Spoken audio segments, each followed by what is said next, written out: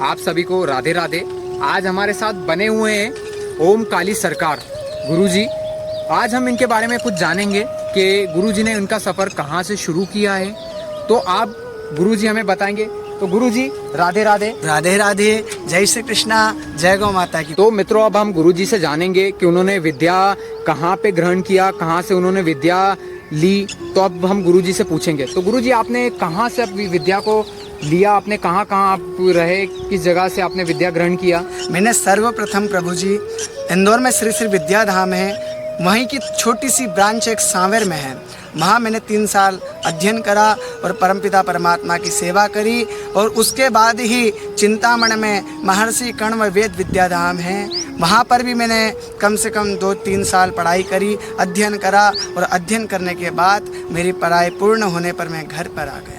तो गुरुजी, मैं आपसे एक चीज़ और जानना चाहूँगा कि आप किस किस कार्य में निपुण हैं, क्या क्या आपका उपलक्ष्य रहा, आप किस तरीके के कार्य करवाते हैं? तो प्रभु जी, मैं आपसे थोड़ा जानना चाहूँगा।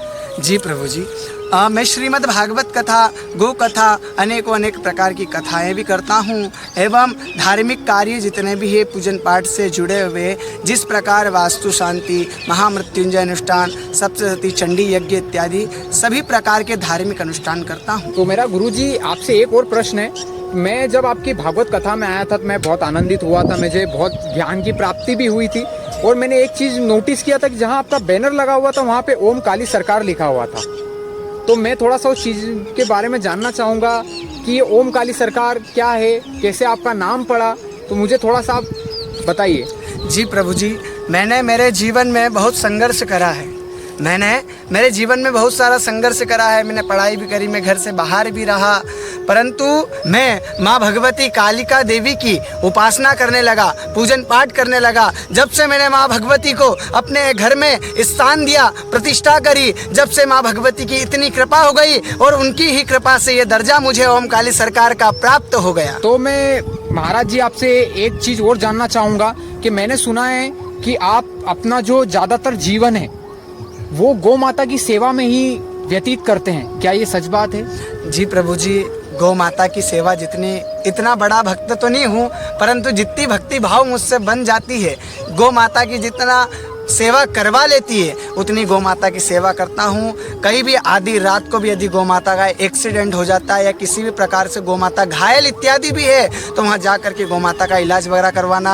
हमारे पूरा मित्र मंडल, गौ सेवक मित्र मंडल, ओम काली सरकार मित्र मंडल इत्यादि सभी, बजरंग दल इत्यादि सभी मिल करके गौ माता की सेवा में तात्पर्य रहते हैं। देवास में कहीं भी एक्सीडेंट इत्यादि होता है तो गौ माता का अंतिम संस्कार करना, इलाज करवाना, ये सब हम मिल करके करते हैं। तो महाराज जी, मैं ये चाहता हूँ कि आप अपनी ओर से अपने कुछ शब्दों से कुछ कहना चाहेंगे, कुछ प्रभावित करना चाहेंगे युवा को।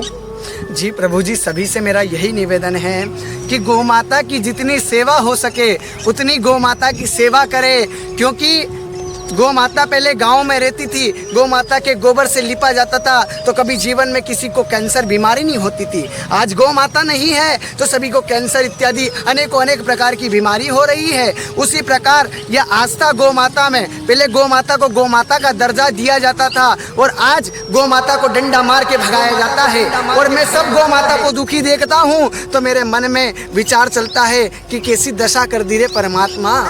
ये जो गौ माता है ना, इनकी सेवा करो जितनी हो सके उतनी, क्योंकि गौ माता ही अपने को इस वैतरणी से पार कराती है। जब हमारी मृत्यु हो जाती है तो वही गौ माता हमें परमात्मा के चरणों में स्थान देती है। तो सभी भक्तगणों से निवेदन है कि अधिक से अधिक गौ माता की सेवा करें।